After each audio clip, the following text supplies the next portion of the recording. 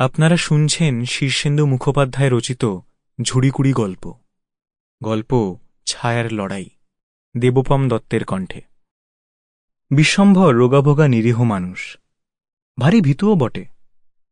তা সেই বিশ্বম্ভরের কাছে একদিন পোস্টকার্ডে খবর এলো যে তার এক দুঃসম্পর্কের জ্যাঠা সম্প্রতি মারা গেছেন। নদিয়ার সাতপুরা গাঁয়ে তার বসতবাড়ি, আর জমিজমার হক বর্তেছে বিশ্বম্ভর বিশ্বাসের ওপর। সে যেন অতি সত্বর গিয়ে সম্পত্তির দখল নেয়, নইলে অন্য বন্দোবস্ত হবে। বিশ্বম্ভরের অবস্থা এমনিতেই খারাপ, দিন আনি দিন খাই অবস্থা, রোজগারপাতি নেই। সামান্য জমিজমা যাও ছিল তা মহাজনের কাছে বাঁধা। ভাগ্য ভালো সংসার। Sample complete. Ready to continue?